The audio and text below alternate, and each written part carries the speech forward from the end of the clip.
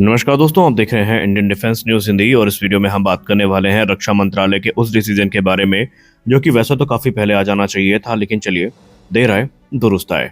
और ये डिसीजन है भारत के कावेरी इंजन और 120 किलोटन इंजन प्रोग्राम को लेकर के। इसमें कोई बात छिपी नहीं है कि भारत दशकों से अपने लिए जो लड़ाकू विमान के इंजन है ये बनाने का प्रयास कर रहा है। और इसमें कावेरी इंजन का नाम आज बच्चे बच्चे को पता है। ये इंजन वैसे तो 1980 के दशक में शुरू हुआ था, लेकिन अभी तक इसमें जो समस्याएं हैं उनका निवारण नहीं हो पाया है। और क्योंकि हम तकनीकी समस्याओं का सामना कर रहे हैं, फंडिंग भी अपने आप में एक इशू रहा था और विदेशी इंजनों पर डिपेंडेंसी तो इतनी ज़्यादा हो गई कि अब भारत सरकार को इसमें बड़े निर्णय लेने ही पड़ गए। और अब रक्षा मंत्रालय ने इस प्रोग्राम को मिशन मोड अप्रोच में डाल दिया है, यानी कि advance freedom combat aircraft engine और जो हमारा कावेरी इंजन है इसको जल्दी से जल्दी पूर्ण करने के जो निर्देश है वो दिए गए हैं। और इसके पीछे का उद्देश्य ये है कि हम एक स्वदेशी इंजन को प्राप्त कर सकें और जो हमारी एक ओवर डिपेंडेंसी बनती जा रही है फॉरेन प्लेयर्स के ऊपर, उसको हम कम कर सकें। अब अगर हम तेजस मार्क 1 अल्फा की वर्तमान स्थिति की बात करें तो तेजस मार्क 1 अल्फा अभी पूरी तरीके से F404 IN-20 पर निर्भर है। अब यहाँ पर समस्या ये है इनके साथ कि जनरल इलेक्ट्रिक इंजन डिलीवरी कर नहीं पा रहा था। उसके पीछे हम जनरल इलेक्ट्रिक को भी पूरे तरीके से दोष नहीं दे सकते, क्योंकि बीच में जब उन्हें इंजन के ऑर्डर्स मिलने बंद हो गए थे तो उन्होंने अपनी प्रोडक्शन लाइन को बंद कर दिया था। और जब भारत से बड़े ऑर्डर्स आने प्राप्त हुए तो उन्हें एक बार फिर से इसको रिज्यूम करना पड़ा, लेकिन तब तक उनके सप्लाई चेन पार्टनर भी तितर बितर हो चुके थे।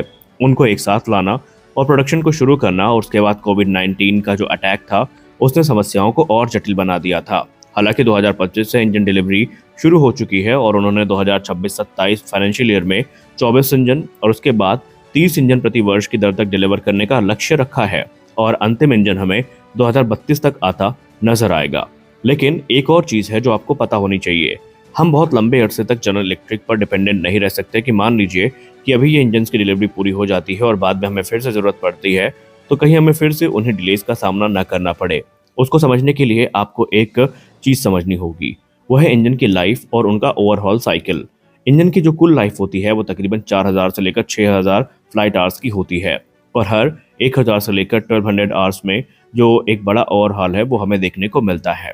अब भारतीय वायुसेना के जहां तक पायलट्स की बात रही तो वो साल में तकरीबन 150 से 180 जो फ्लाइंग आवर्स हैं उनको पूरा करते हैं या उड़ान जो है उसकी भरते हैं, यानी तकरीबन 6 से 7 साल में जो इंजन की पहली बड़ी सर्विस है वो करनी पड़ती है।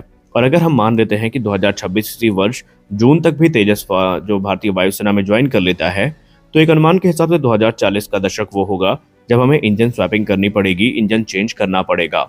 एक्सपर्ट्स मानते हैं यही हमारे लिए बड़ा मौका होगा जब हम स्वदेशी इंजन इसमें लगा सकते हैं और अमेरिका पर अपनी डिपेंडेंसी कम कर सकते हैं। और यहाँ पर कावेरी इंजन का पूरा होना इस स्थिति में बहुत ज़्यादा महत्वपूर्ण बन जाता है, क्योंकि मूल कावेरी इंजन तेजस के लिए पर्याप्त थ्रस्ट नहीं दे पाया है। लेकिन आपको पता है हाल ही में रक्षा मंत्री जी के द्वारा जो कावेरी इंजन का आफ्टर बर्नर टेस्ट था उसको विटनेस किया गया था, जिसके बाद ही हमने कहा था कि ये एक गेम चेंजर मूव होने वाला है।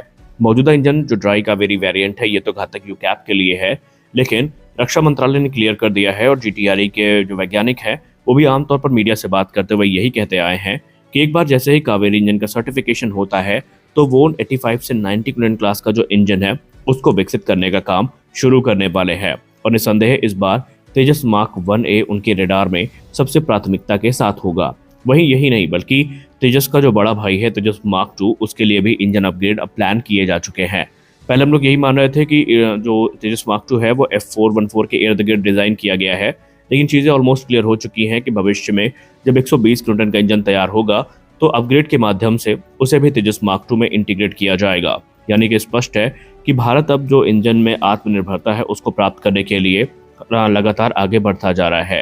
निस्संदेह अभी तेजस मार्क 1A विदेशी इंजन पर निर्भर है, लेकिन 2040 तक स्वदेशी इंजन लगने का मौका भी हमारे सामने बन सकता है और ये हमारे लिए सबसे महत्वपूर्ण होगा, क्योंकि यही हमारे आगे के भविष्य को निर्धारित करेगा। तो आपको क्या लगता है, क्या हम ये काम पूरा कर पाएंगे? क्या GTRE कावेरी इंजन को बना पाएगी? आप अपनी राय कमेंट सेक्शन में जरूर दें। मिलते अगले वीडियो में, तब तक के लिए जय हिंद।